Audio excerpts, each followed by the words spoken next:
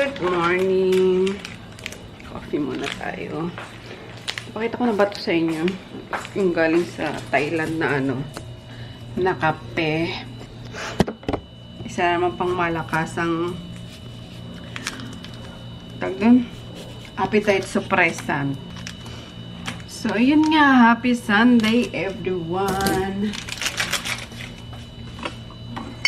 Papaligo ako ng dogs ngayon eh. So, tulog pa yung mga kasama ko. Kailangan ko kasi may taga puna sa kanila.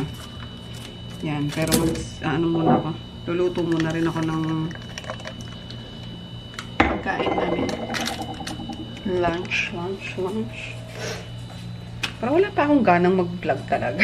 Pero, sabi ko nga, Sunday mag-vlog ako kasi may kami mamaya. May hi ko kami ni Mark tsaka ni Diane. Anyway, good morning. So, yun. Kape muna. Pagpataas ng energy. Ayan, yung Woti Tham. Paano ba pronounce to? Woti Tham Coffee. So, galing siyang Thailand. Ayan. Sinend sa akin ni Weng na binibenta namin. Lakas ng appetite suppressant na ito, guys. Pero maganda siya kasi pwede siya sa may high blood, may tawag doon? Sa sugar level nga. Basta may mga sakit, pwede siya. Yan, 3 variant kasi ito eh. May green, may white, and may black. So, yes. Ito, ginagamit ko yung white kasi parang may creamer na siya. Labas ko na rin yung aking lulutuin. Paligo muna kaya ako ng doggies. Bago ako magluto. Mabilis lang naman ito eh. Magagawa lang ako ng curry. Yung pang topping sa sa parang tonkatsu. Ganun. So, curry na vegetable. Ayan. Tapos, magpa-fry lang ako ng liempo. Or, hindi. Pork chop pala yun. Paliguan ko muna mga to habang mainit ang panahon.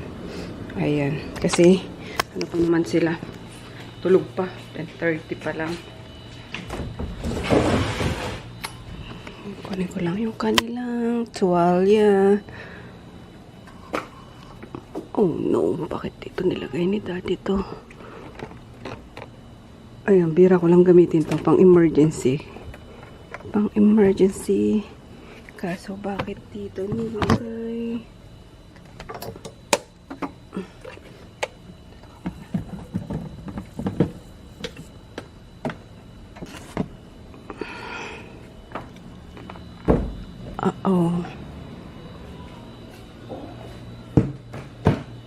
Ayan.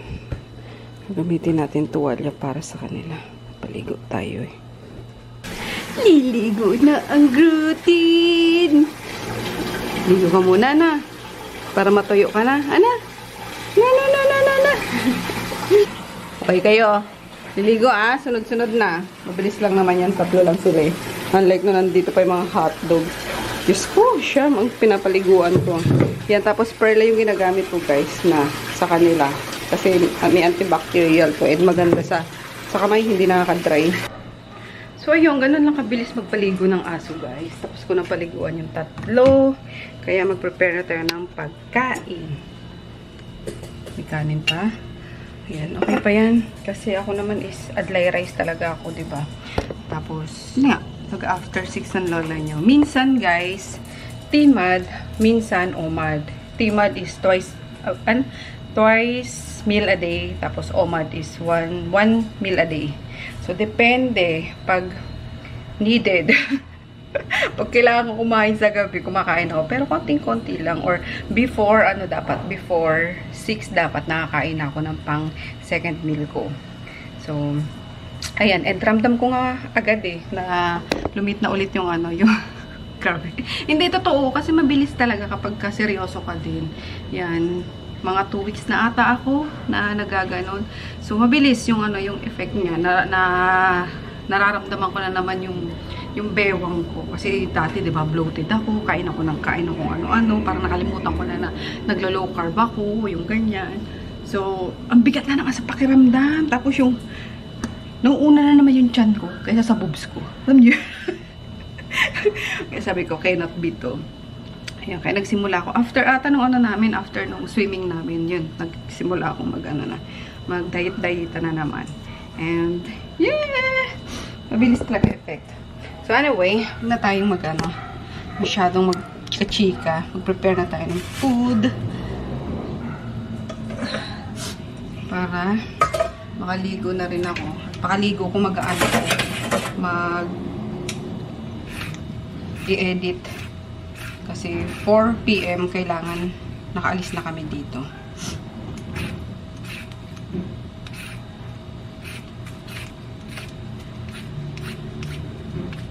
Grabing init, no? Summer na talaga. Ay, dapat pala mag-aano kami ngayon ni Nene. Bibili kami ng freezer niya. Kasi sobrang benta ng ice candy niya. Nagdadala pala siya dun sa palengke sa kapatid ko. Sa pangatlo. Tapos, yun, kila Jo. Nagano din siya. Nagpapadala din siya. So, ang bilis daw maubos ng ng 100 pieces. Kaya daw magpaubos nga ng ng 300 ata dun. Kila Jo pa lang. Pati sa kapatid ko kaso, ang problema, walang yung, di ba yung chest freezer na binili ko nung nag-Korea ako, ang mabubuo lang nun sa mga gilid, sa ilalim, so hirap makapabuo ng ng ice candy. So sabi niya, ito bili ka, so naglalambing si Nene ng freezer. So sabi ko, tara, kaskas na naman yan. Chuk! Pakaskas tayo. Ayan. Kasi sayang summer, oh. Ayan. And dun din ata ako sinipon sa ni Nene, sa ice candy. Kasi bumili ako ng sa kanya. Nilagay ko dito sa amin. Para sabi ko, pag gusto kong kumain, hindi na ako aakyat. So, ang lola nyo, gabing-gabi, nag-ice candy. Kailan ba yun? Kaya isa din siguro yun, ba't sinisipon ako? Ayan. Kasi, ngayong, ngayong tag-init, yan naman yung natin. Yun ang mga usong sakit ngayon. Lagnat, sipon. Usually, sipon tsaka ubo talaga. Ayan. Ice candy pa. Yan, sabi ni Nene, ang galing mo talaga magbuhay ng manote. Tutuwa siya. Ewan ko, ba't ganun? Kahit nung si Jeff, nag-iihaw-ihaw, diba? Laging ako pinapabuhay ng manon nila niyan. Nauubos lagi. Siguro kakataon lang. Pero, yeah. Why not, diba? And since summer, usong-usong ngayon ng guys, ang garapata. Chinchika ko na kayo habang nagbabalat ako ng patatas. Sarah, magpalit ka ng patatas. Char. Yan. Usong-usong ngayon ng ang garapata sa mga pets natin. Ayan, kaya kailangan minabibili na yung nilalagay sa batok nila. After nyo silang paliguan, lagyan nyo nun. 1 month naman yung effect nun eh. Kaya nababahing ako. Excuse me. Yan. Garapata, tapos parvo ang usong-uso kapag ka-summer. And then, taglagas din ang mga buhok nila. Yan, pinaliguan ko sila. Grabe yung lagas ng buhok. Pag ganun ko pa lang kay Groot. Paghagod ko pala nung likod niya, grabe yung yung hair fall ni Grootin. Lahat sila actually. Ang dami kong nakuha sa sa drainage. Kasi nilalagyan yung pansala eh. So, yeah. Gusto nyo ba to? Chikahan, portion. Katik talaga ng ilong. Uy! Kaloka, paano ba tayo nyan lalagyan ng mamaya, ng haiku? Kung kailangan natin magpunas ng ilong.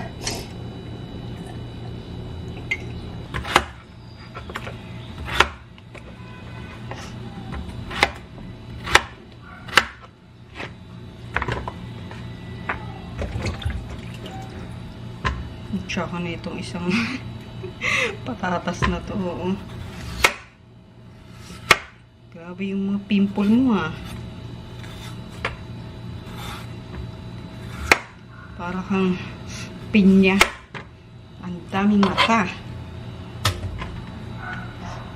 Nagagawa lang ako ng Japanese curl ba yun? Yung mga nilalagay sa sabi ko na ata kanina.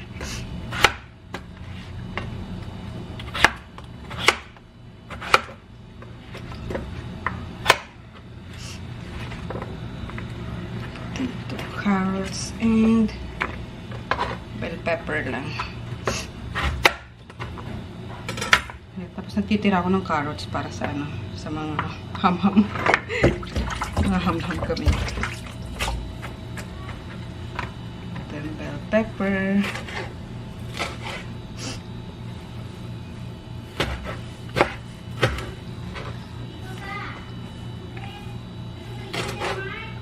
Tubig pa ba?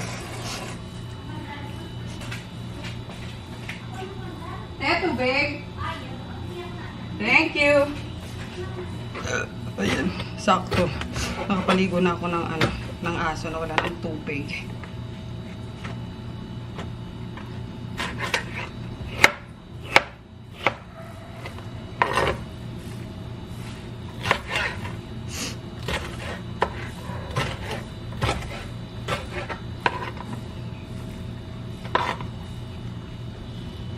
Then, isang onion.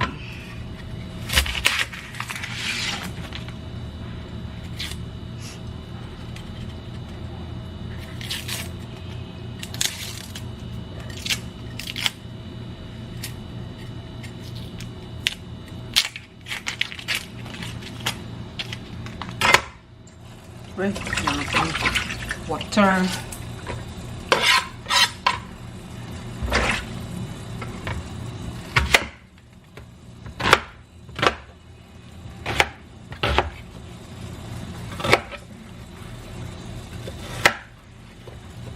Tama na siguro tong half.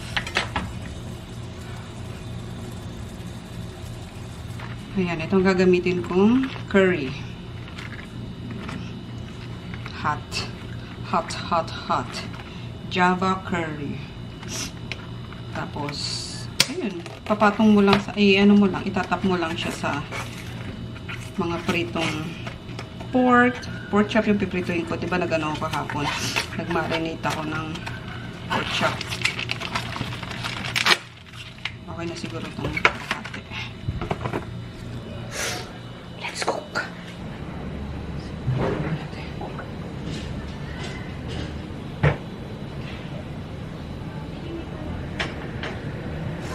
So, din ako maglalagay ng garlic, guys. Kasi, kompleto naman na yung herbs and spices nito, eh. So, ipa-brown ko lang yung mga veggies. And then, yun. Lalagay na natin itong in water. Oo, umuusok na. Natin na yun.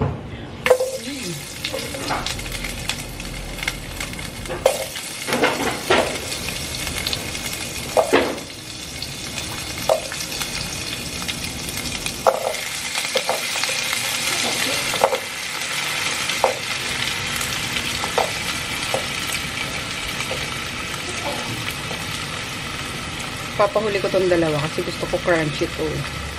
Bell pepper tsaka yung onion.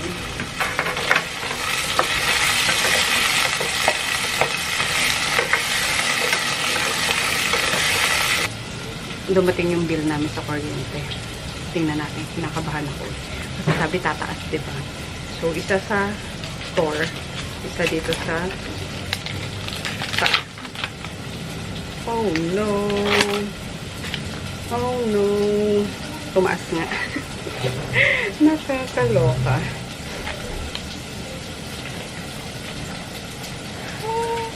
Buti pa sa baba. Ano lang. Minimum lang lagi binabayaran namin. Yan. Taas. Nilagyan ko na guys ng ano, chicken curry. Nilagyan ko na ng curry. Ayan. Ano lang, tatlong hati lang yung nilagay ko kasi baka masobrahan naman. Mabuti ng sigurado, diba? Kasi pwedeng dagdagan pag kulang, pag sobra, mahirap ng ano. Ang hirap remedyohan. So, yan. Palalambutin lang natin yung carrots and potato. Actually, malambot na yan eh. So, isang kulo na lang. Then, lalagay ko na tong natitirang veggies. And while pinapalambot natin or niluluto natin yung curry, yan na natin to. I-dredge na natin sa flour and cornstarch. Yan, para may extra crisp. Yan, extra crispy. Sakto lang talaga guys yung ano, 3/4 na nilagay ko. Yan, then inad ko na rin yung onion, then bell pepper. Yan, super thick niya na. And yung lasa, saktong-sakto. So, simmer lang natin ng konti. Okay na yan. Pang toppings na sa pork chop. Ayan, mixture ng flour, cornstarch, and pepper lang, guys. Paminta. Ayan, kasi mas masarap yung maraming paminta sa breading. Hindi na breading mix yung ginamit ko. Yung, ano ba yun? Crispy fry. Kasi, ano na to marinated na eh. So, baka umalat masyado. And, syempre, yung sauce natin manggagaling dun sa curry. Kaya, okay na to. Grabe ang ano sa palengke, no? Ang tabas nila. Paka nipis. Tingnan nyo. Grabe, parang ano na lang to. Pang samgyup yata yung thickness nito. Nakakaloka. Pero okay yan. Para ano, mabilis maluto. Yan, te-dredge lang natin sila lahat. Tapos saka natin i-fry.